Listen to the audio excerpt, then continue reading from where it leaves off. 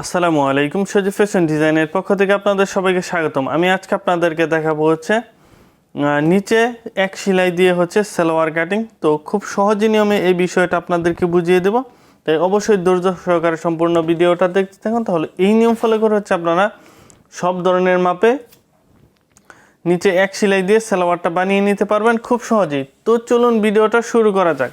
ভিডিওটা নাটানাটানি করে সম্পূর্ণ ভিডিওটা দেখতে থাকুন, তাহলে অবশ্যই আপনারা সব ধরনের মাপে বানিয়ে নিতে পারবেন খুব সহজেই। ঠিক আছে, তো এখানে দেখেন আমি কতটুকু কাপড় নিয়েছি। এখানে আমি কাপড় নিয়েছি মাত্র 2 গজ। ঠিক আছে, 2 গজ কাপড় দিয়ে আমরা এই সালোয়ারটা তৈরি করব। 2 গজ কাপড় দিয়ে 37 ইঞ্চি লম্বার মাপে এই নিচে এক সেলাই দিয়ে সালোয়ারটা তৈরি করব। এখানে কিন্তু আমি কাপড়টাকে 4 ভাঁজ ভাঁজ করে নিয়েছি। তো এটা আমি পুরোটা খুলে এরপর আবার ভাঁজ করে আপনাদেরকে দেখিয়ে দিচ্ছি। দেখেন দেখেন কাপড়টা, এটা কিন্তু পুরোটাই একদম খুলে নিলাম। কাপড়টা ঠিক এরকম, মানে একদম এখানে এক পাট কাপড় রয়েছে। এরপর এই কাপড়টাকে ডাবল ভাঁজে ভাঁজ করে নেব। দেখেন কিভাবে ভাঁজ করি।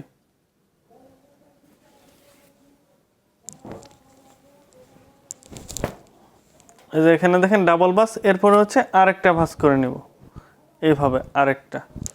এখন হলো 4 ভাঁজ। খুব সুন্দরভাবে এই ভাঁজটা করে নেবেন।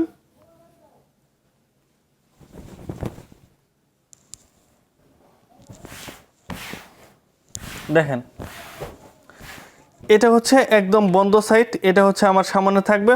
আর এই পার্ট 4 পার্ট একদম খোলা সাইড, আর এই পার্ট 4 পার্টই খোলা সাইড। এটা নিচের সাইড বন্ধ সাইড থাকবে। ঠিক আছে, ঠিক এরকম। এখানে সোজা করে একটা দাগ দিয়ে নিচ্ছি।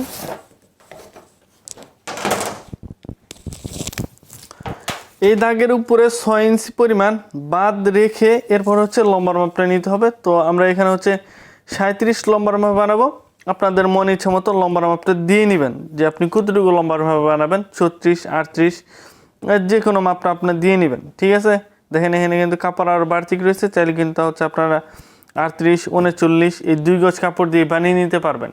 আপনারা 2 গজ অথবা 2 গজ 2 গিরা কাপড় দিয়ে যে কারো সালোয়ার বানিয়ে নিতে পারবেন খুব সহজেই। তো আমি এখানে 37 লম্বাটা দিয়ে নিয়েছি।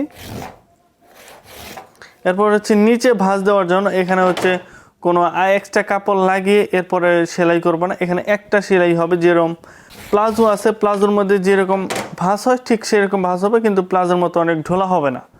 তো এখানে আমি পায়ের মুহুরির মাপটা দিয়ে নিচ্ছি। এখানে দেব আমরা 12 ইঞ্চি পরিমাণ, তার অর্ধেক 6 ইঞ্চি পরিমাণ। এরপর উপরে 6 ইঞ্চি পরিমাণ বাদ রেখে এরপর হাইয়ের মাপটা নিয়ে নিব। তো আমি এখানে হাইয়ের মাপটা দেবো 15 ইঞ্চিতে। ঠিক আছে, চাইলে কিন্তু আপনারা এখানে কলি দিতে পারেন। তো কলি দিয়ে কিভাবে এই সালোয়ারটা তৈরি করতে হয়, এটা যদি আপনারা ভিডিও চান, কাটিং এবং সেলাই ভিডিও চান, তো অবশ্যই কমেন্ট বক্সে জানিয়ে দেবেন। এটা আমি আপনাদেরকে দেখিয়ে দেব। এরপর এটাকে সুন্দর করে রাউন্ড করে নিতে হবে এখান থেকে এ দাগ পর্যন্ত। এই অংশ দিয়ে আমাদের উপরের অংশটা হবে। এরপর আমি এটা কাটিং করে নেব। এখানে দাগের থেকে 1 ইঞ্চি পরিমাণ জায়গা রেখে এরপর কাটিং করে নেবেন। তো আমি 1 ইঞ্চি পরিমাণ রাখিনি, কিন্তু এখানে সেলাইটা যাতে মানে ফেসে না যায় এরকম একটা জায়গা বাড়তি রেখে এরপর কাটিং করবেন।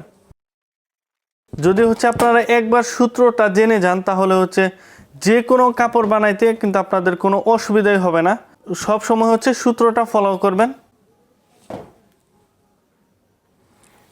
এখানে দেখেন আমাদের কাপড়টা কিন্তু 4 ভাঁজে রয়েছে। এখানে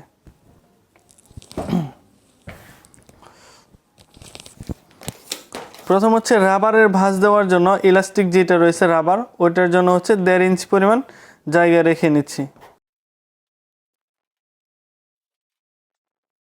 এখানে আমি 44 কোমর দিয়ে বানাবো। তো 44 এর 4 ভাগের 1 ভাগ হয় 11 ইঞ্চি পরিমাণ। তো আমি এখানে 11 দিয়ে নিচ্ছি। এরপর আমরা উপরে যে 6 ইঞ্চি পরিমাণ বাড়তি রেখেছিলাম, সেই 6 ইঞ্চি পরিমাণ এখানে দিয়ে নিতে হবে এই দাগের থেকে।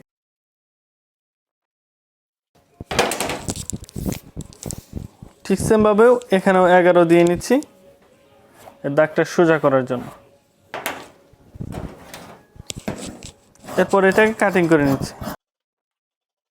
এখানে দাগের থেকে একটু জায়গা বাড়তি করে কাটিং করলাম। এটা এই যে আমরা যে দাগটা দিয়েছি এই দাগ বরাবর হচ্ছে সেলাইটা বসবে। এখানে হচ্ছে যে সেলাইটা যাতে ফেসে না যায় সেই জন্য হচ্ছে একটু কাপড় বাড়তি রেখে নিলাম। তো আমাদের এটা কিন্তু কাটিং করা হয়ে গেল। তো এটা কিন্তু খুবই সহজ কাটিং করা। যদি আপনারা এটা সেলাই ভিডিও চান সেক্ষেত্রেও আমি আপনাদেরকে সেলাই ভিডিও দেব, অবশ্যই কমেন্ট বক্সে জানিয়ে দেবেন আপনারা এটা সেলাই ভিডিও দেখতে চান কিনা। আশা করব হচ্ছে আপনারা খুব সুন্দরভাবে এই জিনিসটা বুঝতে পারছেন। এরপরেও যদি আপনাদের কোনো প্রশ্ন থাকে তাহলে অবশ্যই কমেন্ট বক্সে জানিয়ে দেবেন, আমি আপনাদের প্রশ্নের উত্তর দিয়ে দেব। এখানে হচ্ছে কুচি হবে, কুচি হওয়ার পরে এরপর এটার সাথে লাগিয়ে নিতে হবে। তো আজকের মতো ভিডিওটা এ পর্যন্তই। তো ভিডিওটা কেমন লাগলো অবশ্যই কমেন্ট বক্সে জানিয়ে দেবেন। ভিডিওটা যদি ভালো লেগে থাকে তাহলে অবশ্যই ভিডিওটাতে একটি লাইক, কমেন্ট, শেয়ার এবং সাবস্ক্রাইব করে পাশে থেকে বেল আইকনটি ক্লিক করে দেবেন আমাদের পরবর্তী ভিডিওর আপডেট পাওয়ার জন্য। সবাই ভালো থাকবেন, সুস্থ থাকবেন। আসসালামু আলাইকুম।